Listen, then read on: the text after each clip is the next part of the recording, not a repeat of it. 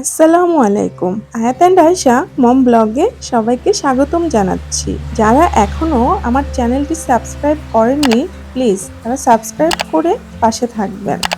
আজকে আমি আপনাদের দোকানে যে ম্যাঙ্গো বার বিক্রি করে, সেই ম্যাঙ্গো বার কীভাবে বানাতে হয় সেই রেসিপিটা দেখাবো।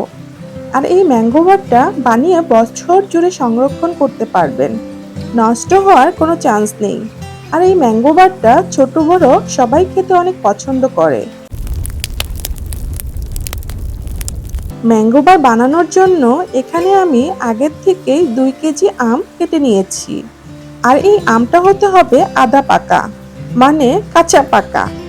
এখন কিন্তু আম পাকতে শুরু করেছে, আর ভিতরের আঠিটাও বেশ শক্ত হয়ে গিয়েছে। তাই আমি আঠি থেকে আমটাকে এভাবে স্লাইস করে কেটে নিয়েছি। এখন এগুলো সিদ্ধ করে নেব। সিদ্ধ করার জন্য চুলায় একটা প্যান বসিয়ে দিয়েছি। এবার কেটে রাখা আমগুলো প্যানে দিয়ে দিচ্ছি, আর সাথে দিয়ে দিচ্ছি 3 কাপ নর্মাল পানি। পানিটা দিয়ে ঢাকনা দিয়ে ঢেকে দিচ্ছি। আমে যেহেতু শ্বাস হয়ে গিয়েছে, তাই আমটা সিদ্ধ হতে একটু সময় লাগবে।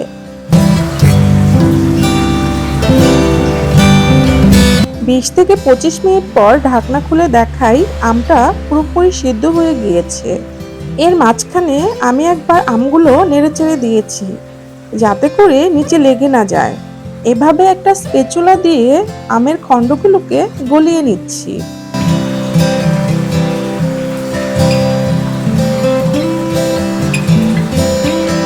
সবগুলো আম গলে গিয়েছে, পানির সাথে আমটা পুরোপুরি মিশে গিয়েছে।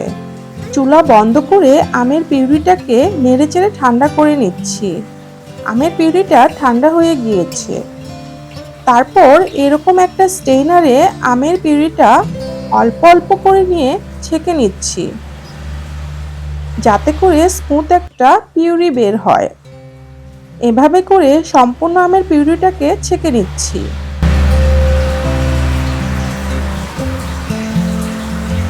এই তো ম্যাঙ্গো বার বানানোর জন্য পিউরিটা রেডি হয়ে গিয়েছে। একদম স্মুথ একটা আমের পিউরি পেয়েছি। চুলায় আবারও একটা প্যান বসিয়ে দিয়েছি। আমের সম্পূর্ণ পিউরিটা প্যানে দিয়ে দিচ্ছি, আর সাথে দিচ্ছি 2 কাপ চিনি। চিনিটা আমি এখানে একটু বেশিই দিচ্ছি, কারণ ম্যাঙ্গো বার মিষ্টি থাকে। আবার আম যদি টক হয়, সেই ক্ষেত্রেও চিনিটা বেশি লাগে। দিয়ে দিচ্ছি 1 চা চামচ একটু উঁচু করে মরিচের গুঁড়া, যাতে করে ম্যাঙ্গো বারের কালারটা সুন্দর আসে। দিয়ে দিচ্ছি 1 চা চামচ ভাজা জিরার গুঁড়া, আর দিচ্ছি 1 চা চামচ নর্মাল সাদা লবণ, হাফ চা চামচ বিট লবণ। সবগুলো উপকরণ নেড়েচেড়ে মিশিয়ে নিচ্ছি। এখন শুধু অল্প আঁচে এইভাবে আমের পিউরিটাকে নেড়েচেড়ে নিব।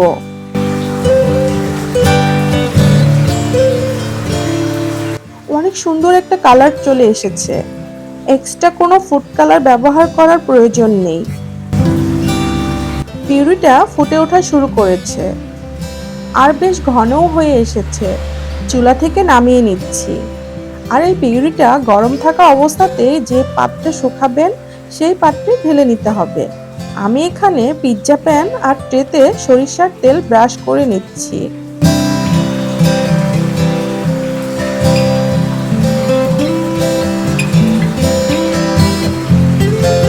আপনারা চাইলে এরকম একটা প্লাস্টিকের কুলাও নিতে পারেন। এখন আমের পিউরিটা এক এক করে সবগুলোতে দিয়ে দিচ্ছি।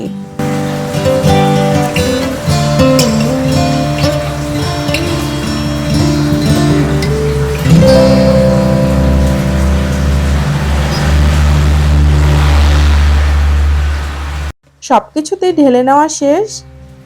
এবার এগুলোকে শুকানোর পালা। আপনারা চাইলে চুলার নিচে রেখেও শুকাতে পারেন, আবার রোদে দিয়েও শুকাতে পারেন।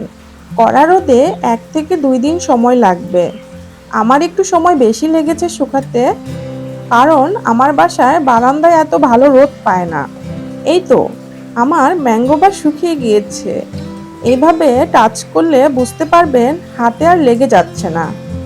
এখন আপনার পছন্দ মতো স্লাইস করে কেটে নিতে পারেন।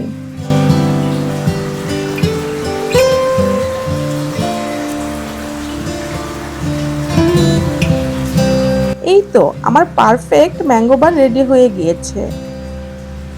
ফোল্ড করলেও এটা আর ভেঙে যাবে না। এভাবে বানিয়ে নিলে দোকানের থেকে আর ম্যাঙ্গো বার কিনে খেতে হবে না।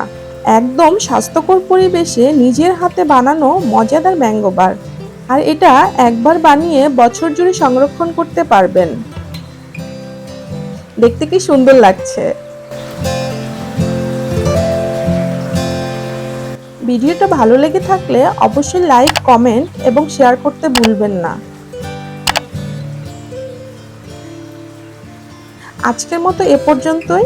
আবারও কথা হবে নতুন কোনো ভিডিওতে। আল্লাহ হাফেজ।